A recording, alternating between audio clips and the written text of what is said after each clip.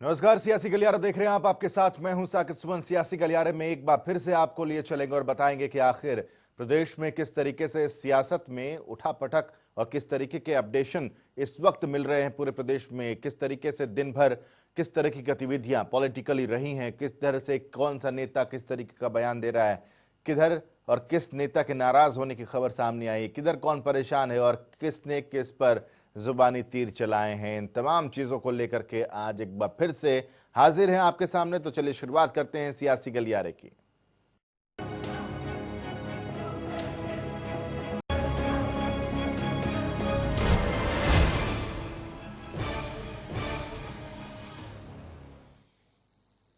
हरियाणा में शराब घोटाला, धान घोटाला सहित तमाम मुद्दों को लेकर कांग्रेस ने प्रदेश भर में प्रदर्शन किया। साथ ही सरकार के खिलाफ नारेबाजी का रोष भी जताया। पार्टी के प्रदेश अध्यक्ष कुमारी सैलजा ने नूंह में प्रदेश की अगुवाई की, लेकिन इन तमाम चीजों में जो अहम बात रही वो कई ऐसे कांग्रेस के बड़े नाम दिग्गज चेहरे जो इस प्रदर्शन से नदारत रहे। उसके साथ साथ कांग्रेस इस कोरोना काल में प्रदर्शन तो करती हुई नजर आई, लेकिन सोशल डिस्टेंसिंग का पालन करना भूल गई। पूरे हरियाणा में कांग्रेस का प्रदर्शन, अलग अलग घोटालों पर सरकार को घेरा, प्रदेश भर में कांग्रेस का हल्ला बोल। देखिए अलग अलग जगहों की तस्वीरें, कांग्रेस की नारेबाजी देखिए। हरियाणा के कई जिलों में कांग्रेस ने सरकार के खिलाफ नारेबाजी की, प्रदर्शन किया और ये हल्ला बोला। प्रदेश भर के तमाम घोटालों को लेकर एक तरफ कोरोना काल में कभी प्रेस कॉन्फ्रेंस के जरिए तो कभी वीडियो कॉन्फ्रेंस के जरिए बयान आते रहे, और अब हरियाणा की जमीन पर भी कांग्रेस ने हल्ला बोल दिया। प्रदेश में चर्चित शराब घोटाला लगभग सभी की जुबान पर है। इन्हीं सब घोटालों को लेकर कांग्रेस ने भी विरोध किया है। हरियाणा के कई जिलों में कांग्रेस का विरोध। नूंह में कुमारी सैलजा की अध्यक्षता में प्रदर्शन। अलग अलग घोटालों को लेकर हरियाणा में कई जगहों पर कांग्रेस विधायकों से लेकर पदाधिकारियों तक ज्यादातर नेता सड़कों पर उतरे और प्रदर्शन में शामिल हुए। इस दौरान सभी नेताओं ने घोटालों पर राष्ट्रपति के नाम ज्ञापन सौंपा और निष्पक्ष जांच कर कार्रवाई की मांग की। पार्टी की तरफ से हाईकोर्ट के सिटिंग जज से घोटालों की जांच कराने की मांग की गई।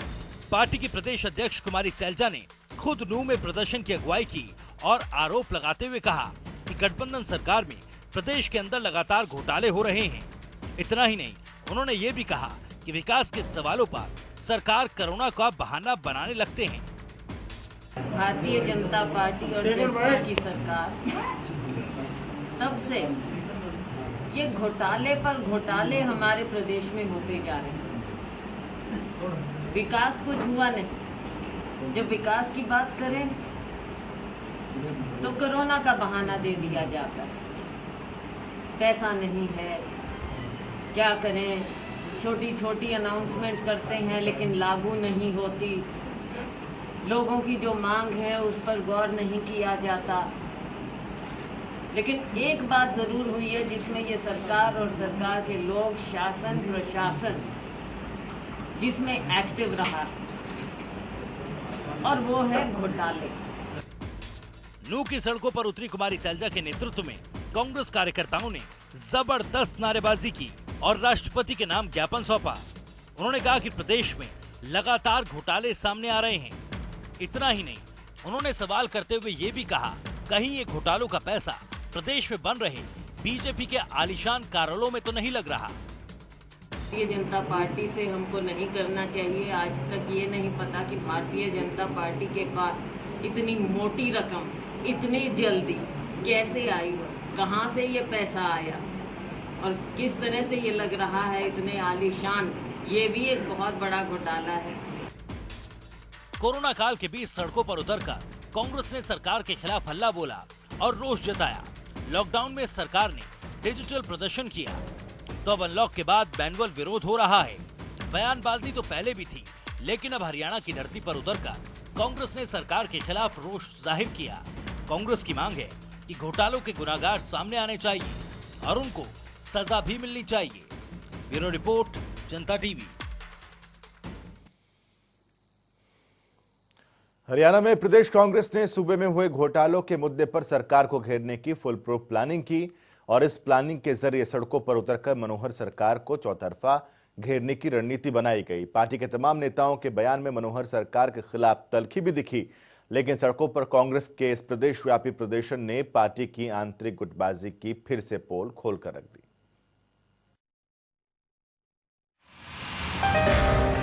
हरियाणा में शराब घोटाला, धान घोटाला और रजिस्ट्री घोटाले ने विपक्ष को एक मजबूत आधार मनोहर 2.0 सरकार को घेरने का तो दिया, लेकिन कांग्रेस की तरफ से सड़क पर इन घोटालों की आवाज लेकर जाने का जो प्लान था वो थोड़ा फ्लॉप साबित होता दिखा।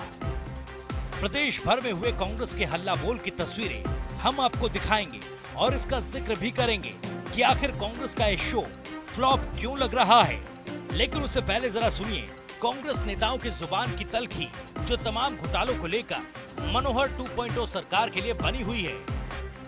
कोशिश होगी कि हमारे लोग मिल बैठकर जहां नहीं है वहां पर कोशिश करें कि कार्यालय बनाएं, लेकिन कंपैरिजन भारतीय जनता पार्टी से हमको नहीं करना चाहिए। आज तक ये नहीं पता कि भारतीय जनता पार्टी के पास इतनी मोटी रकम इतनी जल्दी कैसे आई, कहां से ये पैसा आया और किस तरह से ये लग रहा है इतने आलीशान।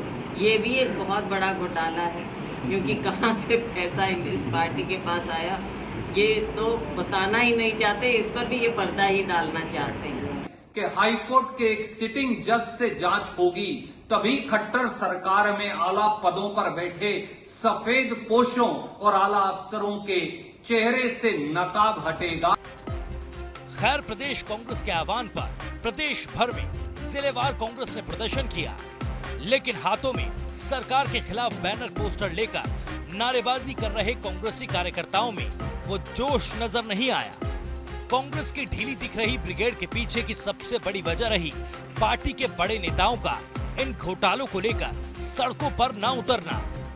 हालांकि यूं तो हरियाणा कांग्रेस की अध्यक्ष नूंह जिले में मौजूद रही, तो वही पार्टी के कद्दावर नेता और पूर्व मंत्री कैप्टन अजय यादव रेवाड़ी में कार्यकर्ताओं के बीच पहुंचे जरूर, लेकिन सबसे बड़ा सवाल इस प्रदर्शन से पूर्व मुख्यमंत्री और मौजूदा नेता प्रतिपक्ष भूपेंद्र सिंह हुड्डा का नदारद रहना था।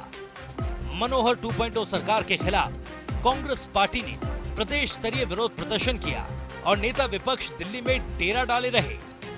हालांकि ये महज इत्तेफाक नहीं लगता। इससे पहले मनोहर सरकार में कैबिनेट मंत्री रणजीत चौटाला इस बात को कई बार दोहरा चुके हैं कि भूपेंद्र हुड्डा का कांग्रेस से मोहभंग हो चुका है। हुड्डा मेरा दोस्त है, मैं उसे जानता हूँ, उसका स्वभाव है, वो खुशामद नहीं करता, चापलूसी का काम नहीं कर सकता, आइसोलेशन में होके बैठ जाएगा और पिछले 6 साल निकाले भी हैं उसने। हालांकि भूपेंद्र सिंह हुड्डा कांग्रेस के इस प्रदर्शन को लेकर जुबानी तौर पर तो काफी सक्रिय दिखाई दिए, लेकिन कांग्रेस के प्रदेश व्यापी आंदोलन से उनकी गैर मौजूदगी ने कई गंभीर सवाल खड़े कर दिए। हालांकि इस बीच रेवाड़ी में प्रदर्शन में शामिल हुए कांग्रेस के दिग्गज नेता कैप्टन अजय यादव ने एक विवादित टिप्पणी कर डाली। दरअसल घोटालों की जांच के सवाल पर कैप्टन अजय यादव बीजेपी और जेजेपी गठबंधन सरकार को सांडों की सरकार तक बता गए। रोज आए दिन एक्सीडेंट होते हैं, यानी पुलिस वाले भी क्या करें। अब सांडों का आगे कौन किसकी चले, यहाँ सारे सांड है, सरकारी सांडों की। खैर, कैप्टन अजय यादव के इस विवादित बयान से इतर पार्टी के कई और बड़े नेता, चाहे किरण चौधरी हो या फिर कुलदीप बिश्नोई, ये तमाम चेहरे पार्टी के इस प्रदर्शन में सड़कों पर नजर नहीं आए। ऐसा लगा मानो सड़क पर सरकार को घेरने उतरी कांग्रेस फिर से पार्टी गुटबाजी की परतों में घिरती नजर आई। सड़क पर विपक्ष की आवाज में तो एकजुटता नहीं दिखाई दी। ऐसे में सदन में विपक्ष की आवाज कैसे बुलंद होगी, ये भी एक सवाल है। टीम जनता टीवी। शराब घोटाला फिलहाल हरियाणा में बहुत चर्चित है। इसको लेकर सरकार में भी मतभेद दिखे और विपक्ष भी सरकार पर हावी होता नजर आया। लेकिन खास बात यह है कि पहले डिप्टी सीएम दुष्यंत चौटाला ने एसआईटी जांच रिपोर्ट पर सवाल उठाए, तो वहीं अब खुद वो कह रहे हैं कि सरकार में प्रभावी ढंग से कार्रवाई हुई है, इसलिए गड़बड़ियां पकड़ी गई हैं। जरा समझने की कोशिश कीजिए कि यहाँ पर किस तरीके से बयानात सामने आ रहे हैं। पहले तल्खियां सामने आती हैं एक रिपोर्ट पर, दूसरे विभाग के मुखिया की तरफ से सवाल उठाए जाते हैं, उसके बाद मुख्यमंत्री कहते हैं किसी तरह की कोई भी वाद विवाद नहीं है, कोई गड़बड़ी नहीं है। उसका खुद डिप्टी सीएम और ये बयान अमृतसर से दिया गया डिप्टी सीएम की तरफ से, और इसके मायने जरा समझने की कोशिश कीजिए। ने कहा कि उनके खिलाफ कार्रवाई की जाए, आप अपने ईटीसी को क्लीन चिट देते हैं? बिल्कुल देता हूं, बिल्कुल देता हूं, बिल्कुल देता। सरकार के अंदर इफेक्टिवली कार्य हुआ है, इसलिए इस तरह की गड़बड़ियां पकड़ी गई।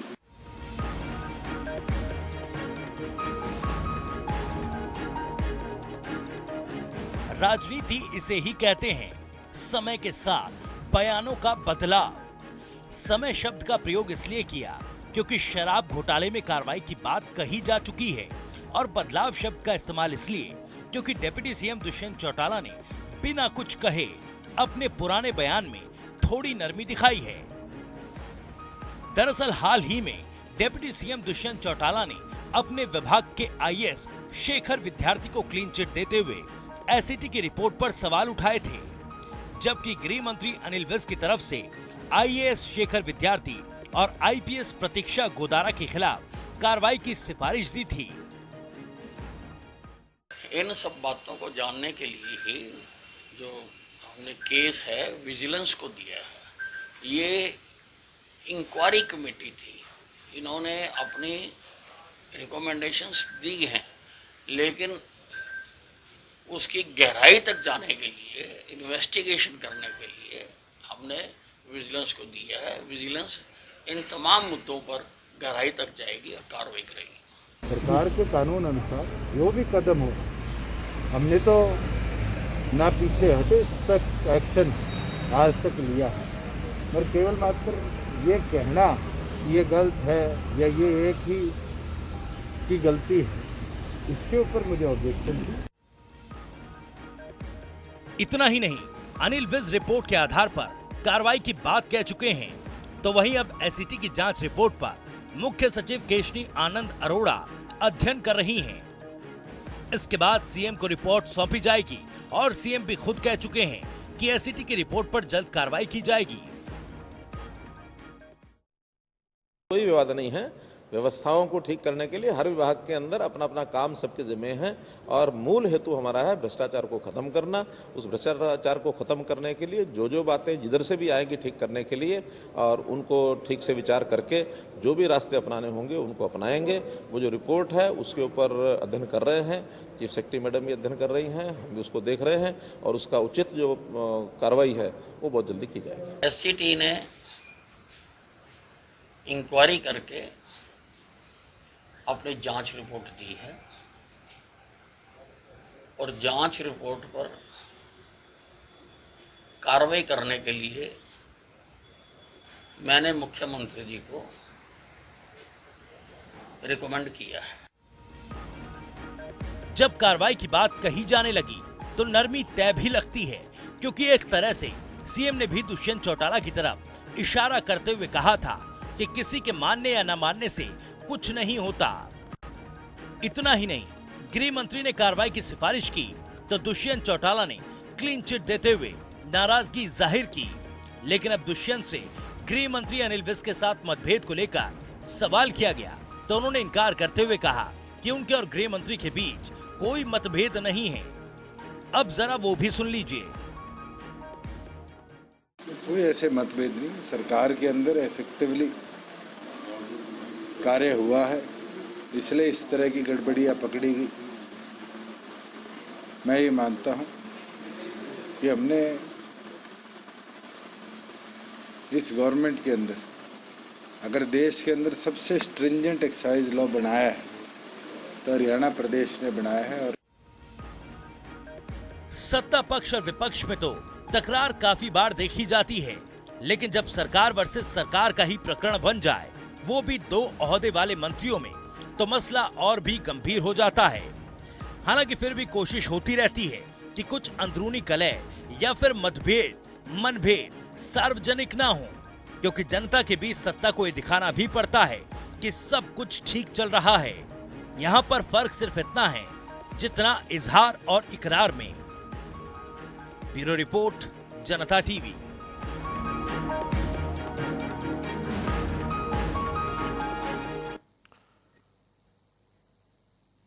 जी, तो अब आपको राजनीति समझ आ रही होगी कि प्रदेश में सरकार के अंदर राजनीति किस तरीके से चल रही है।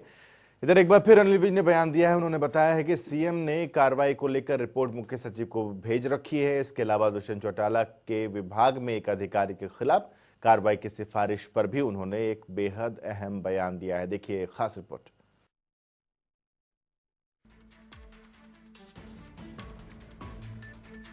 शराब घोटाले पर एसआईटी जांच रिपोर्ट के आधार पर दुष्यंत चौटाला के विभाग में एक आईएएस अधिकारी शेखर विद्यार्थी और एक आईपीएस अधिकारी प्रतीक्षा गोदारा के खिलाफ कार्रवाई की सिफारिश की गई है। इसके बाद दुष्यंत चौटाला ने पहले तो असंतुष्टि जाहिर की, लेकिन उसके बाद थोड़े नर्म दिखाई दिए। अब इसी को लेकर गृह मंत्री अनिल विज ने भी कहा है कि जिस भी विभाग में कमी थी वो बताई गई है, चाहे वो विभाग गृह विभाग हो या फिर एक्साइज विभाग। जहां मेरे डिपार्टमेंट के खिलाफ कोई बात थी उसको भी मेंशन किया, जहां पर एक्साइज डिपार्टमेंट के बारे में कोई बात थी उसको भी मेंशन किया। और वो मेरे शब्द नहीं थे, जो एससीटी ने लिखा मैंने वो बताया।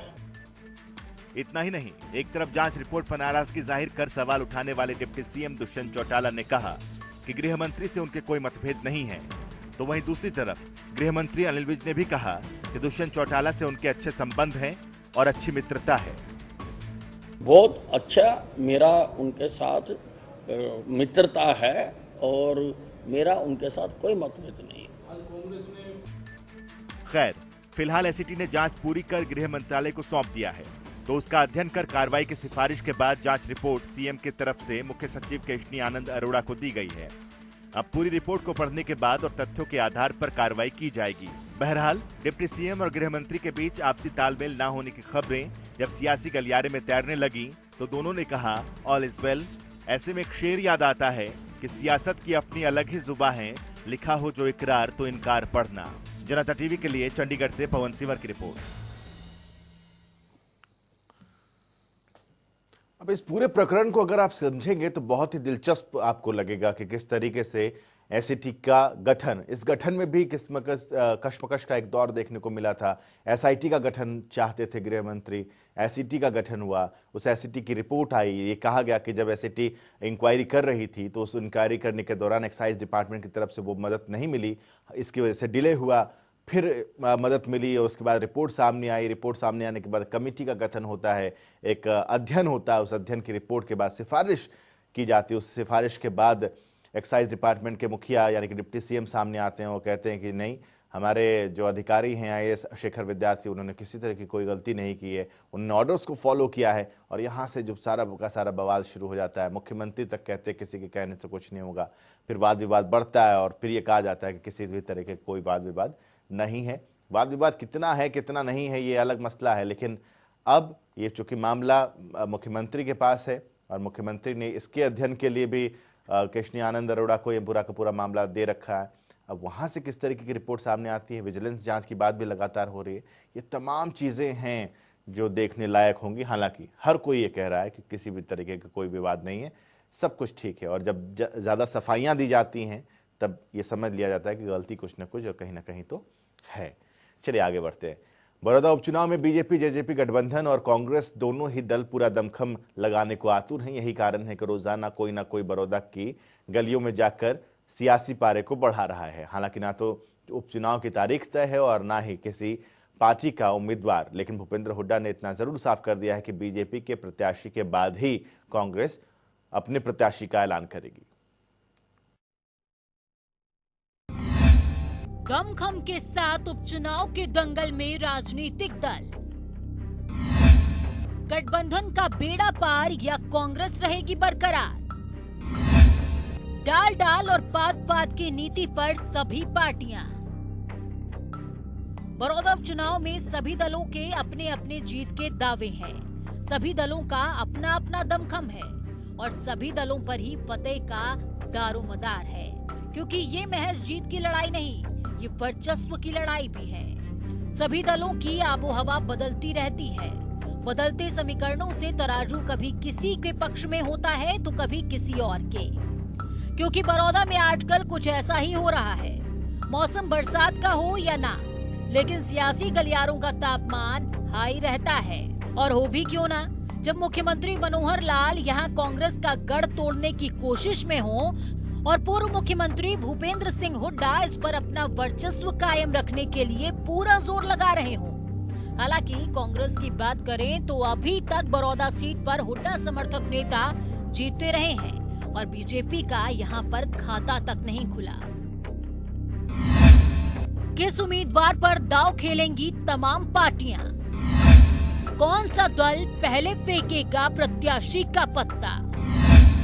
कहीं उम्मीदवार पर रार तो कहीं हो रहा इंतजार। बड़ौदा उपचुनाव का पारा कितना भी हाई हो, माहौल कितना भी गर्म हो, लेकिन अगर उम्मीदवारी को लेकर किसी भी दल या नेता से बात की जाए तो कुछ भी ना कहते हुए सारे के सारे बचते हुए नजर आते हैं। यानी कौन सा दल किस उम्मीदवार पर दांव लगाएगा, ये अभी तक सिर्फ कयास के तौर पर देखा जा सकता है, क्योंकि पार्टियों ने अभी तक कुछ भी साफ नहीं किया। हालांकि नेता विपक्ष भूपेंद्र सिंह हुड्डा ने इतना जरूर कहा कि बीजेपी के उम्मीदवार की घोषणा होने के बाद कांग्रेस अपना पत्ता फेंकेगी, यानी कि बीजेपी के बाद कांग्रेस प्रत्याशी का ऐलान होगा। नहीं, ये पूछ रहा हूं उनका उम्मीदवार कौन है? उम्मीदवार अभी घोषणा नहीं, फिर उनकी घोषणा तो फिर हमारी हो जाएगी। नहीं, ये पूछ रहा हूं उनका उम्मीदवार कौन है? उम्मीदवार अभी घोषणा नहीं, फिर उनकी घोषणा तो फिर हमारी हो जाएगी। नीतियों में डाल डाल और पात पात, तो वहीं उम्मीदवार का ऐलान करने में भी एक दूसरे का इंतजार, क्योंकि पॉलिटिक्स में हर दाव दूसरे की रणनीतियों को देखकर खेला जाता है और कई बार तो 2 कदम आगे जाकर धुरंधरों को भी चौंका दिया जाता है। फिलहाल तो बड़ौदा में यही सब चल रहा है, क्योंकि किसी का विकास पर अभी ध्यान है तो किसी का आगे क्षेत्र में विकास कराने का प्लान है। खैर जो भी है, जनता के मुताबिक बड़ौदा में विकास नाम की चीज ही है और अब वर्चस्व की लड़ाई में लोगों का भला हो जाए और अटके हुए सरकारी काम हो जाएं तो अच्छा ही होगा। उपचुनाव में बड़ौदा का बॉस कौन बन पाएगा, ये तो ना आप जानते हैं ना हम जानते हैं और ना ही राजनीतिक धुरंधर जानते हैं। अगर जानती है तो सिर्फ और सिर्फ बड़ौदा की जनता जनार्दन, और उनके दिल में कौन है और उनके क्षेत्र को आगे कौन लेकर जा सकता है, कौन उनके हक की लड़ाई लड़ सकता है।